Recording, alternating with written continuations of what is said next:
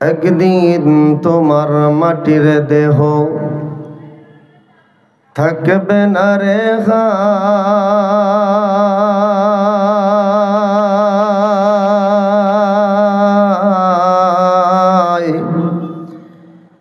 মাটির দেহ মাটির মাঝে মিশবে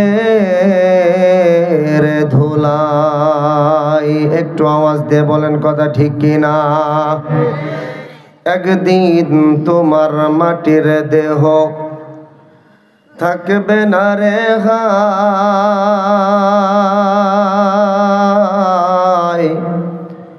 মাটির দেহ মাটির মাঝে মিশবে রে ধুলাই। কিসের টাকা কিসের বাড়ি তোমার, কিসের বাহাদুরি,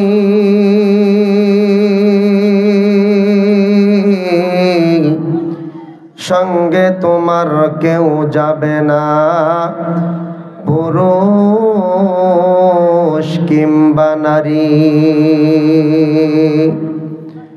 কার আশাতে মেতে আসো তুমি, ও ভাই কার আশাতে মেতে আসো তুমি, এই না ভুবনে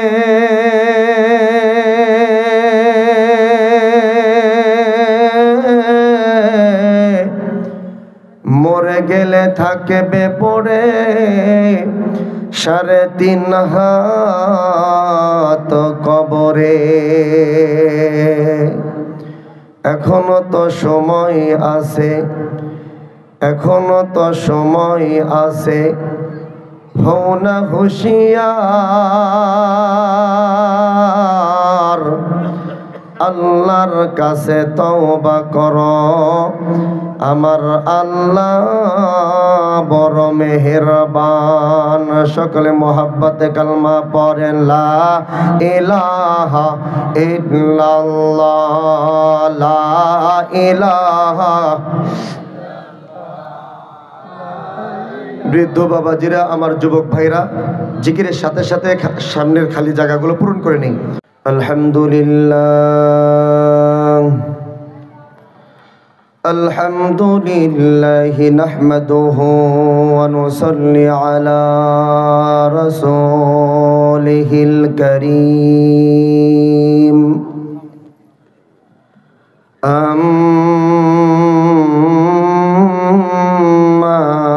বা'দু ফাকাদ ক্বালা আল্লাহু তাআলা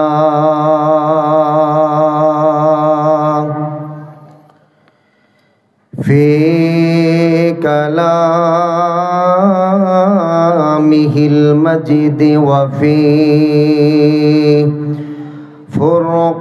فرقانه الحميد.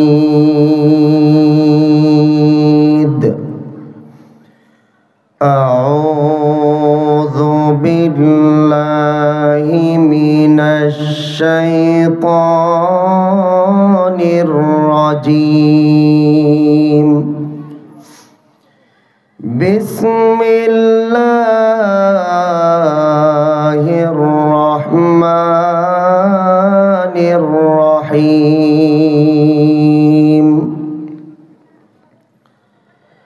إنا نحن نزلنا الذكر وإنا له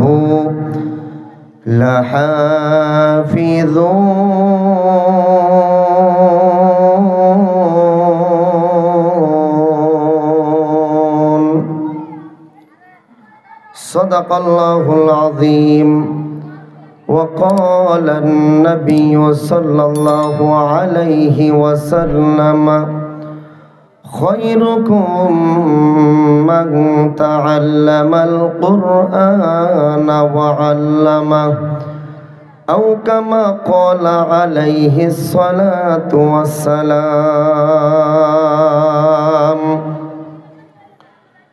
একদিন তোমার মাটির দেহ থাকবে না রে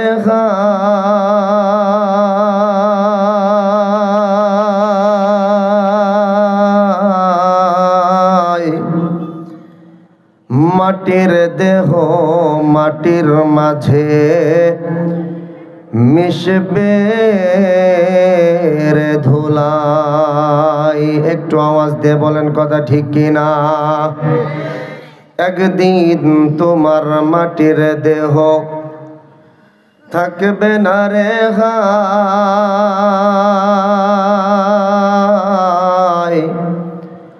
মাটির দেহ মাটির মাঝে মিশবে রে ধুলাই। কিসের টাকা কিসের বাড়ি তোমার, কিসের বাহাদুরি,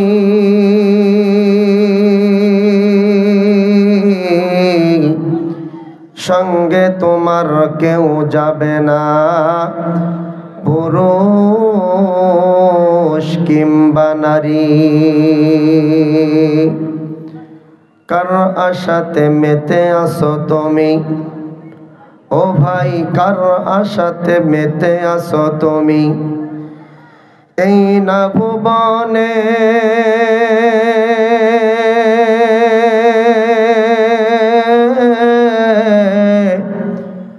মরে গেলে থাকবে পড়ে 3.5 হাত কবরে। এখনো তো সময় আছে, এখনো তো সময় আছে, হও না হুঁশিয়ার। আল্লাহর কাছে তওবা করো, আমার আল্লাহ বড় মেহেরবান।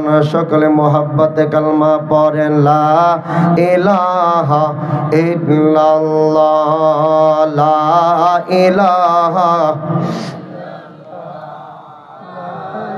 বৃদ্ধ বাবাজিরা, আমার যুবক ভাইরা, জিকিরের সাথে সাথে সামনের খালি জায়গাগুলো পূরণ করে নেই।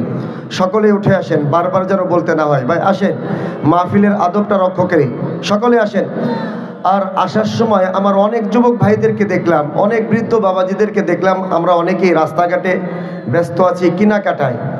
ভাই আজকের এই জান্নাতের বাগানের আয়োজন করে আপনারা যদি রাস্তায় থাকেন আর এই মাহফিলটা যদি আপনাদের কারণে নষ্ট হয়ে যায়, খোদার কসম করে বলি কিয়ামতের দিন আপনাদেরকে জবাবদিহিতা করতে হবে আল্লাহর আদালতে। কথা বলেন ঠিক কিনা? সুন্দর আয়োজন করবেন, জান্নাতের বাগান নাম দেবেন, আর ওখানে যা অশান্তি সৃষ্টি করবেন, এটার নাম তো জান্নাতের বাগান নয়। কথা বলেন ঠিক কিনা? আসেন, যারা এখনো রাস্তাঘাটে আছেন, আমার যুবক ভাইরা অনেকেই ফ্রি ফায়ার পাবজি খেলায় ব্যস্ত আছেন। ভাই হতে পারে আজকে আমার আপনার জীবনের এটাই হলো শেষ মাহফিল। কথা বলেন ঠিক কিনা? আজকে এত সুন্দর আয়োজন যারা করে দিল এলাকাবাসী, আজকে আমরা এত সুন্দর আয়োজন পাওয়ার পরেও কপাল পোড়া যারা আমরা এখনো রাস্তাঘাটে কেনাকাটায় ব্যস্ত আছি, আড্ডায় মেতে আছি, আল্লাহ তাআলার কাছে জবাব দিতে পারবেন না। আসেন সকলেই তাড়াতাড়ি মাহফিলে চলে আসেন। প্রত্যেকটা বান্দার সময়ের হিসাব নেওয়া হবে। এই জন্য আসেন, সময় নষ্ট না করে কিছু সময় আলোচনা করব, এরপরে ইনশাআল্লাহ আমাদের প্রধান মেহমান উনি চলে আসবেন। বসে না থেকে সকলে ভাই একটু আওয়াজ দিয়ে জবান খুলে আমার মাওলাকে রাজি আর খুশি করার জন্য মোহাব্বতে লা ইলাহা। কি যুবক ভাই আমার কাকা রাগ করছেন নাকি? একটু আসেন না বাবা, এখনো যদি পিছনে বসে থাকেন তাহলে আরো মানুষকে আসতে দেবেন না। আসেন, সামনে আসেন।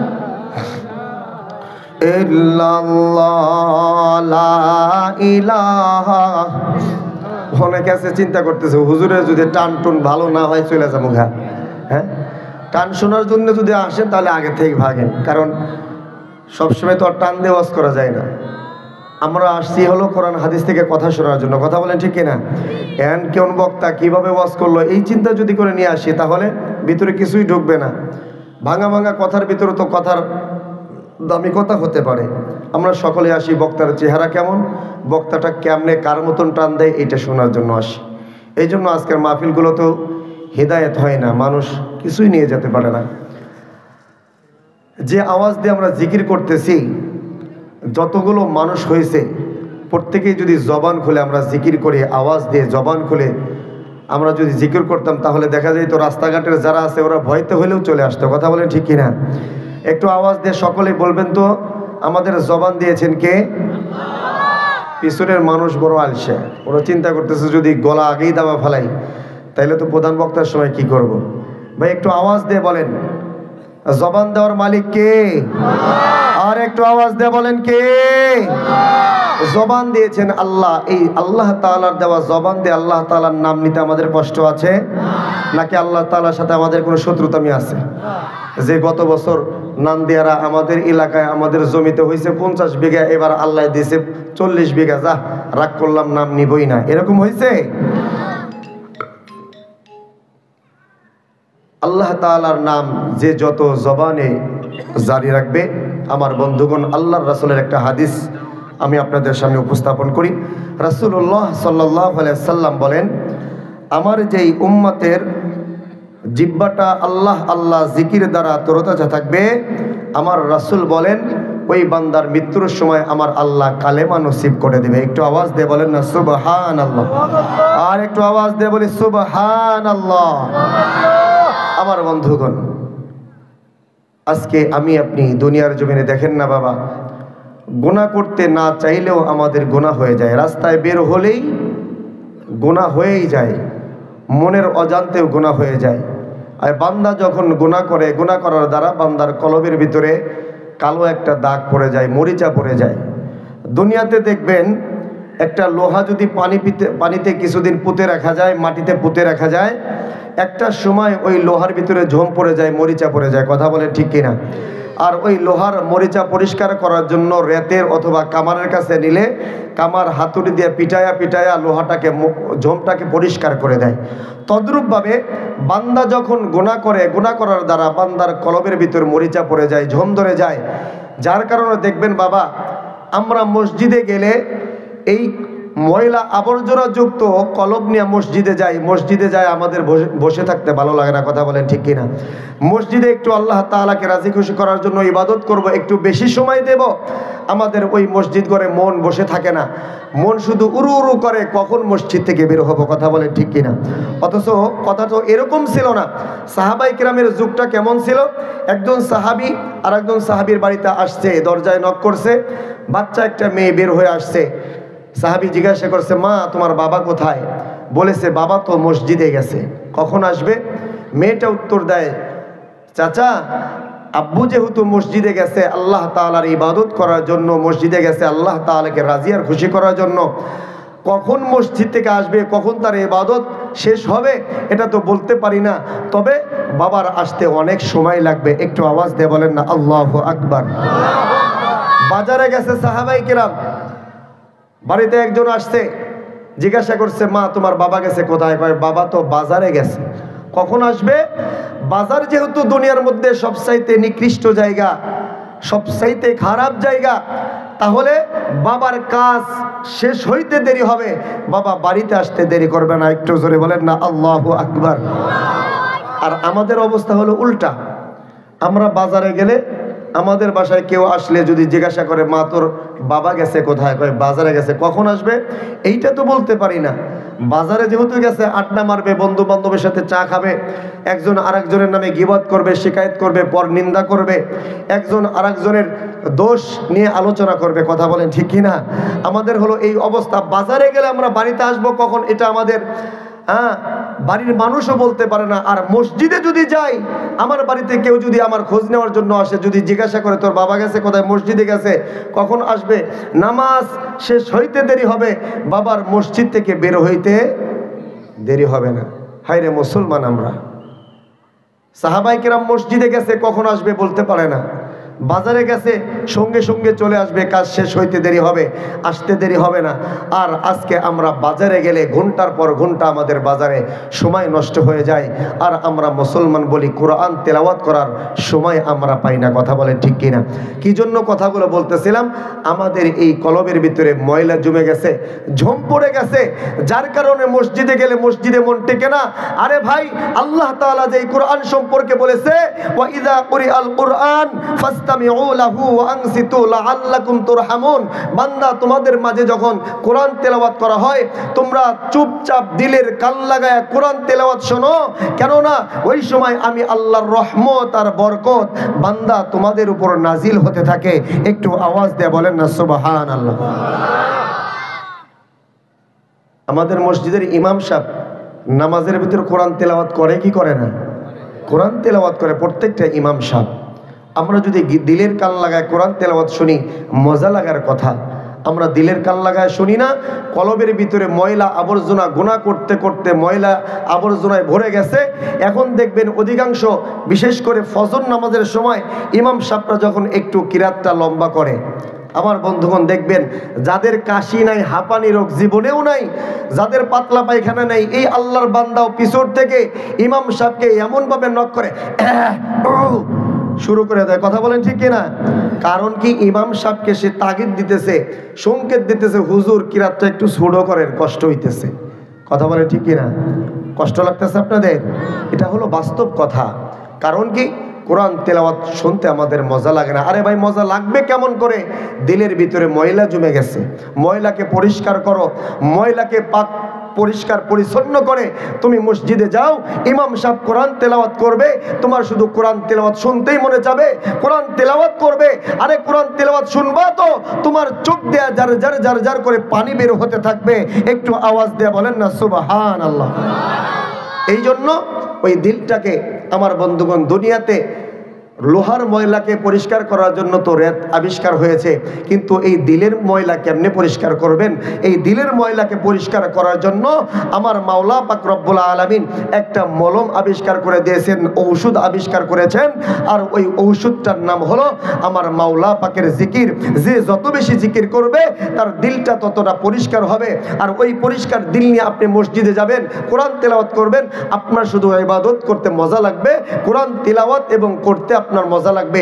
এই জন্য আসুন কিছু সময়ের জন্য মোহাব্বতে জবান খুলে সকলেই একজোড়ে জবান বন্ধ করে রাখবেন। মোহাব্বতে লা ইলাহা ইল্লাল্লাহ, লা ইলাহা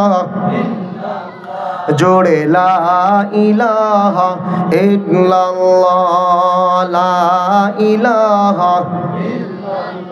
ভাইজান বহু দূরে মাদিনা, আমরা কেমনে যাইতাম মাদিনা। দয়া করো দয়ার আল্লাহ, দয়া করো দয়ার আল্লাহ, পুরাও মনের বাসনা। লা ইলাহা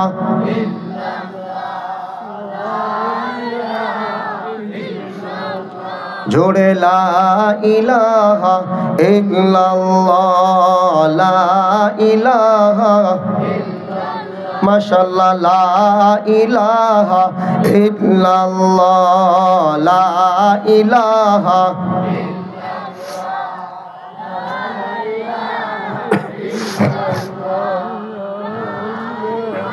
কেউ জবান বন্ধ রাখবেন না, সকলে একসাথে ইল্লাল্লাহ, লা ইলাহা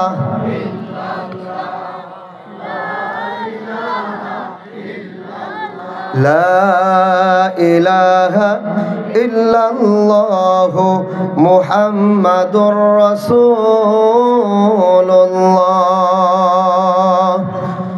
সকলে পড়েন সাল্লাল্লাহু আলাইহি ওয়াসাল্লাম।